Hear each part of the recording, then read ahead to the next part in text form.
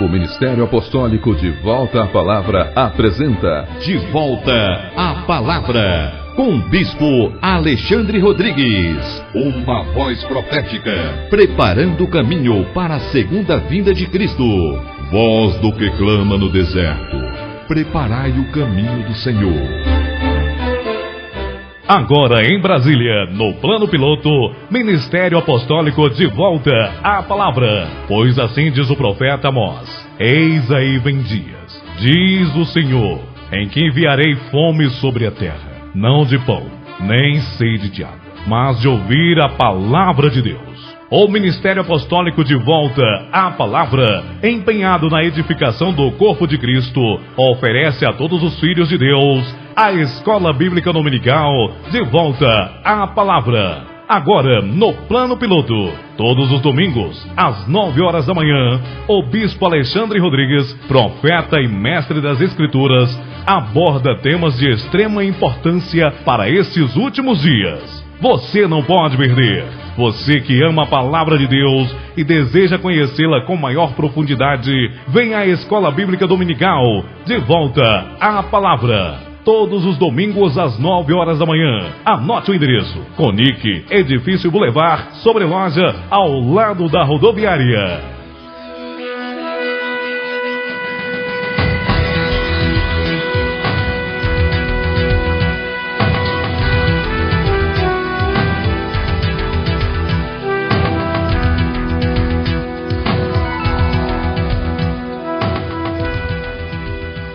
Abra sua Bíblia no livro de Hebreus, no capítulo 6, versículo 9. Então, nos acompanhe nessa leitura, de onde extraímos aqui o tema de uma série de mensagens que começa hoje, para a glória e honra do nome de Jesus Cristo.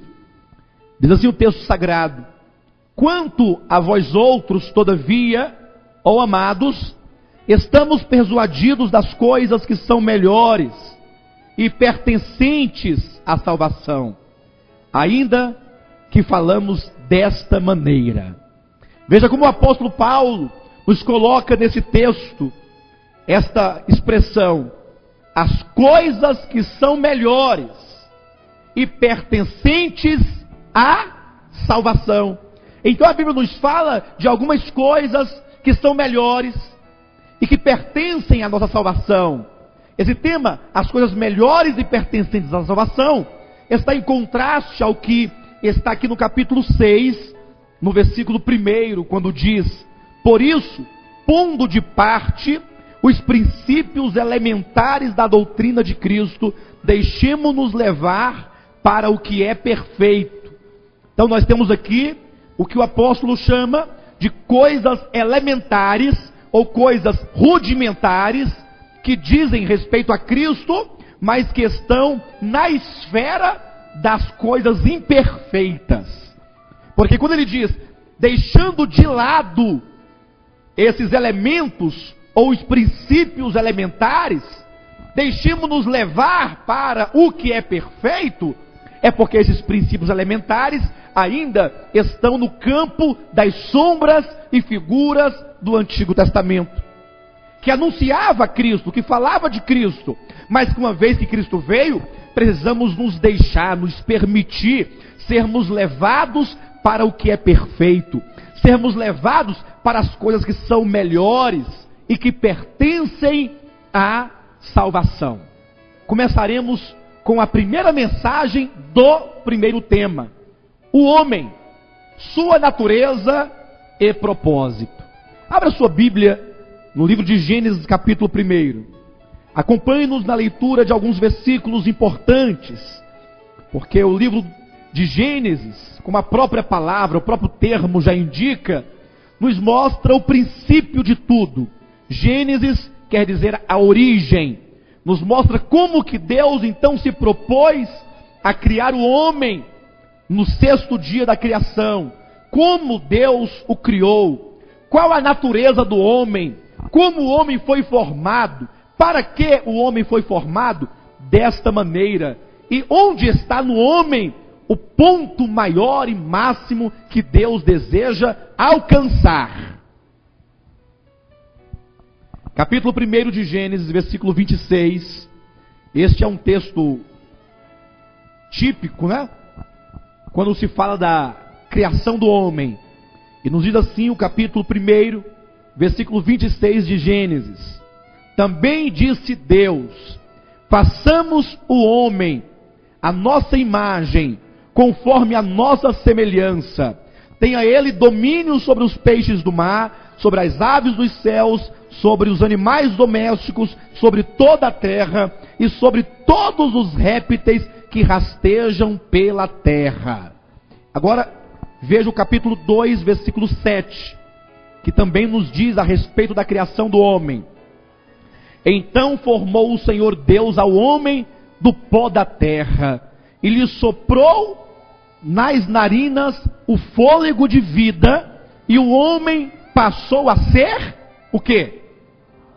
Diga comigo. E o homem passou a ser alma vivente. Esses dois textos iniciais da Escritura, capítulo 1 e capítulo 2, remonta, ainda que de maneira um pouco precária, porque nós vamos precisar de outros textos para entender melhor a criação do homem, mas remonta, ainda que simbolicamente, o início, quando Deus lá no Éden, lá no sexto dia da criação, Ele fez o homem, Ele criou o homem a partir das suas próprias mãos. É importante você perceber que é dito que Deus criou o homem à sua imagem, conforme a sua semelhança. O homem foi criado à imagem e semelhança de Deus, não para que o homem pudesse de si mesmo se gloriar dizendo: ah, o macaco não é criado à imagem de Deus. Ah, porque o cavalo não foi criado à imagem de Deus, mas eu fui. Este não é o objetivo. Na verdade, quando Deus criou o homem à sua imagem, conforme a sua semelhança, isso indica que Deus criou o homem para a glória dele, para que o universo pudesse contemplar no homem o próprio Deus, para que o homem, como a sua imagem, como a sua semelhança, pudesse expressar a Deus, pudesse manifestar a Deus. Então, desde o início da Escritura, nós compreendemos que o homem não existe para si mesmo, mas que o homem foi criado para a glória de Deus. Ele existe para a glória de Deus, e como tal, o homem precisa conhecer a si mesmo. Para que nós possamos alcançar esse objetivo de expressar a Deus, de ser a sua imagem de maneira prática e efetiva, a sua semelhança de uma maneira real no nosso dia a dia, é preciso nós sabermos quem nós somos. Houve um filósofo no passado que disse: conhece-te a ti mesmo. Mas será que é possível que o homem conheça a si mesmo através do seu próprio intelecto, através de si mesmo, tendo o seu próprio coração obscuro como ponto de partida? Sabemos que a Bíblia Sagrada é a palavra de Deus, e o Espírito de Deus então revela o que somos, revela a nossa natureza, o motivo de nossa criação, através da sua palavra. A Bíblia Sagrada é um livro de Deus, é o livro que contém a revelação de Deus a respeito daquilo que somos.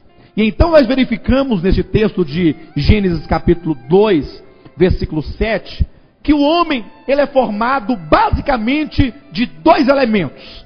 Primeiro, formou Deus, o Senhor, o homem do pó da terra, que é a parte material, que é essa parte palpável, tangível, visível, que você pode verificar. O homem, no seu aspecto corpóreo, ele possui então o corpo físico como sendo aquilo que Deus criou do pó da terra. É aquilo que no grego se chama soma, o corpo humano, criado por Deus. É o aspecto tangível. Mas a Bíblia diz que o homem, a diferença dos outros seres, ele recebeu o sopro divino nas suas narinas. E por que Deus soprou nas narinas do homem? para gerar dentro dele as partes imateriais, as partes que não se pode tocar com as mãos físicas e não se podem perceber com os olhos físicos. Quando o Senhor soprou dentro do homem o seu sopro, ali ele na verdade estava gerando, estava criando a partir da sua essência a alma humana e o espírito humano. É preciso que nós entendamos que o homem, ele não é simplesmente matéria, o homem não é simplesmente corpo, que uma vez que ali desfalece e morre, ele é destruído e ele deixa de existir e tudo estaria muito bom. Não, o homem possui dentro de si o que a Bíblia chama de alma e espírito. Mas nesse primeiro momento da mensagem, eu quero trazer os irmãos para essa compreensão, que uma vez que Deus soprou no homem, nas narinas do homem, o seu fôlego de vida, diz a Bíblia, o homem, portanto, passou a ser o quê? Alma vivente. Veja que não é dito que Deus criou uma alma dentro do homem, ainda que isso seja uma verdade. Vamos verificar isso em outros textos da Escritura, mas a ênfase que nos é dada aqui no livro de Gênesis é que o homem, agora no seu estágio original de ser criado, ele é alma vivente, porque aponta para a sede governante do homem. Todo homem criado no seu estado original, ele é alma vivente. Como que a sede no homem, governante de tudo que ele era, não estava no corpo. Essa sede de governo não estava a priori no espírito, mas estava na alma. Razão pela qual, diz a Bíblia, o homem passou a ser alma vivente. É o homem criado por Deus, do pó da terra, do sopro de Deus, mas que ele é identificado diante de Deus, aos olhos de Deus, não como um corpo movente, não como um espírito vivo, mas como alma vivente, razão pela qual o homem nesse início, nesse estado criado, era governado a partir da sua própria alma. Mas será que este ato ou fato de o homem ser alma vivente, será que isso cumpre cabalmente o propósito de Deus? Será que Deus o criou assim, para que ele fosse deste modo sempre? E aí as pessoas perguntam assim, será que se o homem não tivesse pecado, o que teria acontecido? Ou se o homem não tivesse comido do fruto da árvore do conhecimento, como seria? É preciso que nós entendamos que o propósito de Deus, ele se desenvolve, ele se desenrola, ele acontece progressivamente. É tanto que se nós atentarmos para um ou dois versículos da Bíblia, vamos perceber que Deus coloca assim, no princípio criou Deus os céus e a terra. No princípio determina o ponto de partida. Gálatas capítulo 4, versículo 4, diz, e na dispensação da plenitude do tempo, falando ali sobre um tempo de maturidade deste homem criado, mostrando que os tempos, desde o princípio, deveria se desenvolver e alcançar um clímax, momento no qual Deus enviou o seu filho, nascido de mulher. E se nós continuarmos, verificaremos em Efésios capítulo 1, versículo 9 e 10, que haverá de chegar um tempo ainda maior, um clímax ainda maior deste propósito de Deus, que se concretiza e se consuma na dispensação da plenitude dos tempos. Então Deus, ele começa a criar o homem de um modo, mas Deus já tem o objetivo de que este homem progrida para aquilo que Deus de fato quer. Que o homem progrida para o cumprimento pleno da vontade de Deus. Deste modo entendemos que o homem criado em Gênesis capítulo 1, ou que seja o capítulo 2, ele está pronto para ser trabalhado por Deus. Porque você foi criado à imagem e à semelhança de Deus. Então Deus agora tem o canal, ele tem o meio, ele tem o vaso em que trabalhar a sua vontade. Agora em Brasília, no plano piloto, Ministério Apostólico de volta à palavra. Pois assim diz o profeta Amós: Eis aí vem dias, diz o Senhor, em que enviarei fome sobre a terra, não de pão, nem sede de água, mas de ouvir a palavra de Deus. O Ministério Apostólico de volta à palavra, empenhado na edificação do corpo de Cristo, oferece a todos os filhos de Deus a Escola Bíblica Dominical de volta à palavra. Agora, no plano piloto, todos os domingos, às 9 horas da manhã, o Bispo Alexandre Rodrigues, profeta e mestre das Escrituras, aborda temas de extrema importância para esses últimos dias. Você não pode perder.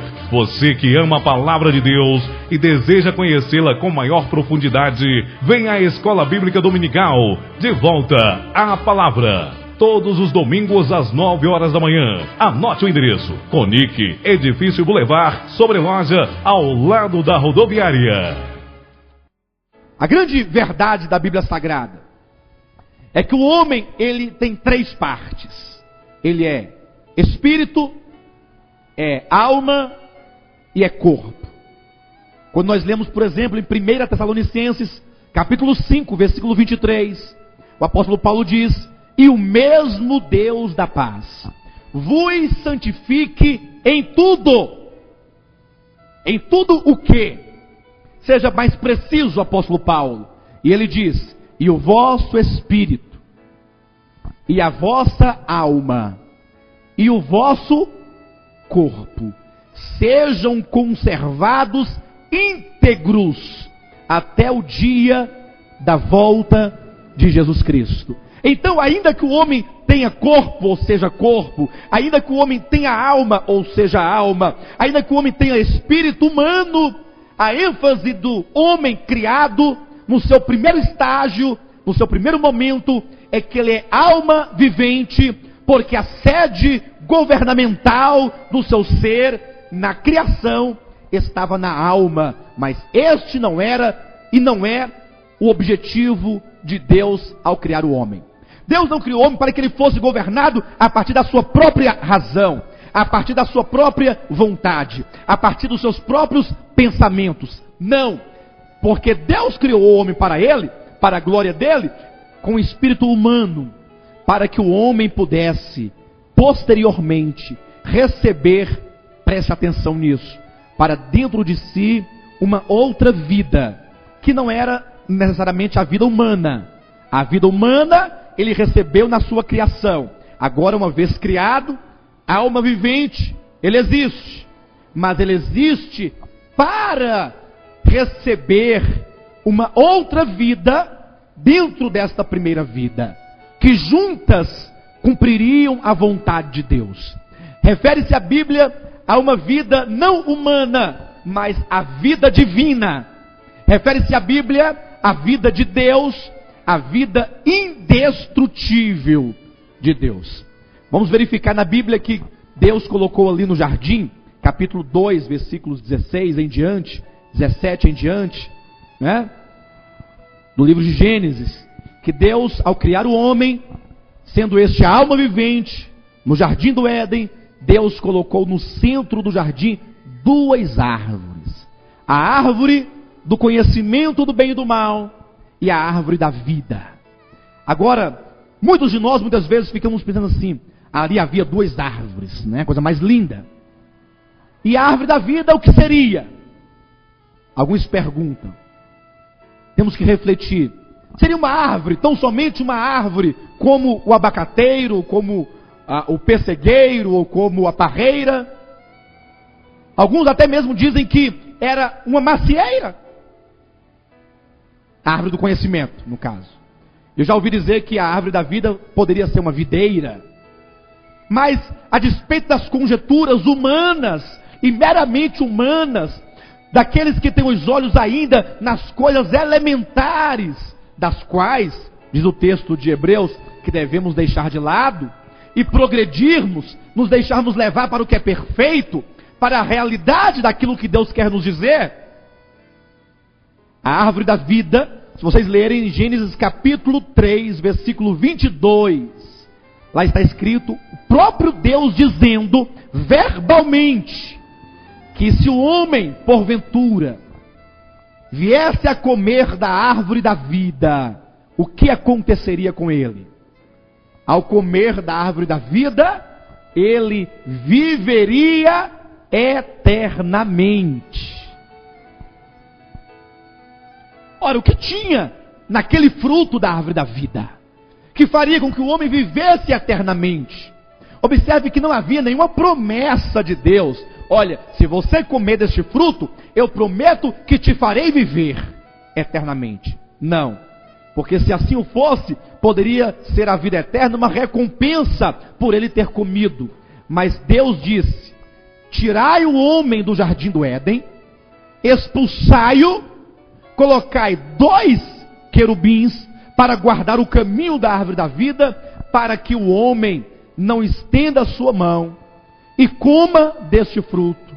E ao comer, pelo fato de receber para dentro de si este fruto, viva eternamente. Então essa árvore da vida não pode, certamente, ser uma árvore, meramente árvore. Tem algo muito maior que envolve esta figura. E para isso nós precisamos do Novo Testamento, para entender o que é a árvore da vida. E então, ao abrir as páginas do Novo Testamento, nós vamos verificar quando Jesus, no capítulo 6 do Evangelho de João, depois de ele ter multiplicado os pães e alimentado a multidão, diz a Bíblia que aquela multidão no dia seguinte o procurou novamente, querendo novamente comer o pão material. E Jesus começa a dizer, olha, vocês me procurais pelo pão que perece. E aí as pessoas ofendidas com Jesus Cristo, por ele expor a verdade da intenção do coração daquelas pessoas, eles começaram a insultar a Jesus Cristo, dizendo, mostra-nos um sinal, porque Moisés, diziam eles, nos deu pão do céu, o maná do deserto que caía, e tu o que fazes? Como quem quisesse obrigar a Jesus a se defender e a querer provar que é maior do que Moisés, o que não é necessário. Mas Jesus respondeu assim, olha, Moisés vos deu pão do céu, e aqueles que comeram do pão que Moisés deu, pereceram. Mas eu sou o pão vivo que desceu do céu. Observa que ele não diz de alguma coisa que ele possa dar. Ele fala dele mesmo. Eu sou o pão vivo que desceu do céu. E aquele que come da minha carne e bebe do meu sangue, como no Éden, caso o homem comesse daquele fruto da árvore da vida, semelhantemente, quem come de mim, quem recebe de mim como alimento para dentro de si, esse tem a vida eterna. E por que Deus então colocou querubins para guardar o caminho da árvore da vida? Em Gênesis 3:22. Para que o homem não tomasse daquele fruto e vivesse eternamente. A maneira de o homem receber vida e vida eterna para dentro de si é recebendo esta vida como alimento. E Cristo então diz, eu sou o pão vivo. Eu sou o alimento de vida eterna. Todos que recebem a Cristo para dentro de si, recebem esta vida eterna. Então, o homem criado, ele foi criado para receber esta vida sobreexcelente. Sobreexcelente por quê?